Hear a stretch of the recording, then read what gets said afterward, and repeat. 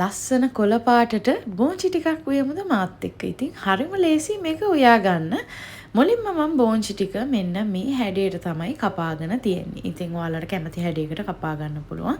ඊගාවට සුදු ලූණු, රතු ලූණු, අමු මිරිසුයි මම කරපිංචයි ලෑස්ති කරලා තියෙනවා. ඒ ටික ඔක්කොම මේ කපාගත්ත බෝංචියකට මම මේ විදිහට එකතු කරගන්නවා. ඒ ටිකත් එකතු කරගෙන මම මේකට ඊගාවට එකතු කරගන්නවා. 3-5 තේ හැඳි භාගයක් වෙන්න එකතු කරගන්නවා.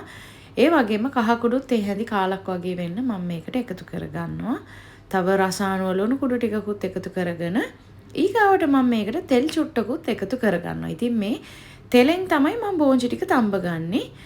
බෝංචි වලට මම වතුරවත් කිරිවත් එකතු කරගන්නේ නැහැ. ඉතින් තෙලුත් තේ හැන්දක් වගේ එකතු කරලා හොඳට මේක කලවම් කරගන්න ඕනේ.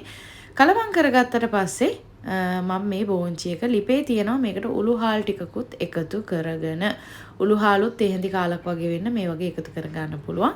එකතු කරගෙන මෙහෙම ලිපෙන් තියලා ඔයාලට පුළුවන් මේක පියන වහලා විනාඩියක් එකමාරක් විතර හිමින් සැරේ අර තෙලෙන්ම තඹ ගන්න. ඊගාවට මේ විදිහට පොඩ්ඩක් පියන ඇරලා පොඩ්ඩක් කලවම් කරගන්න. නැත්තම් අඩිය අල්ලන්න වගේ බලන නිසා කලවම් කරගත්තට පස්සේ මම මේකට එකතු කරගන්නේ උකු පොල් කිරි මේ වගේ කෝප්ප භාගයක්. පොල් කිරි මෙච්චරයි. ආයෙත් මම මේකට පොල් කිරි එකතු කරගන්නේ නැහැ. ඊගාවට මම මගේ ස්පෙෂල් අබ කුඩු එකකින් තේ හැඳි කාලක් වෙන්න මේකට එකතු කරගන්නවා. ඒ වගේම ලුණු මදි නිසා ලුණු කුඩු චුට්ටකුත් මම මේකට එකතු කරගන්නවා. එකතු කරගෙන මේ තියෙන්නේ මගේ ස්පෙෂල් අබ කුඩු එක. ඉතින් ලුණු කුඩුත් එකතු කරගෙන මම හොඳට මේක ටිකක් හිඳනකම් ලිපේ තියලා ලිපෙන් අයින් කරගන්නවා. අනිවාර්යෙන්ම මේ රෙසිපි එක try කරලා බලන්න ඔයාලා. try කරලා බැලුවොත් ඉතින් හැමදාම වගේ රස මට කියන්න අමතක කරන්න එපා.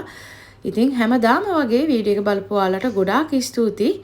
මම එහෙනම් ගිහින් එන්නම්. ඔයාලා හැමෝටම සුබ දවසක්.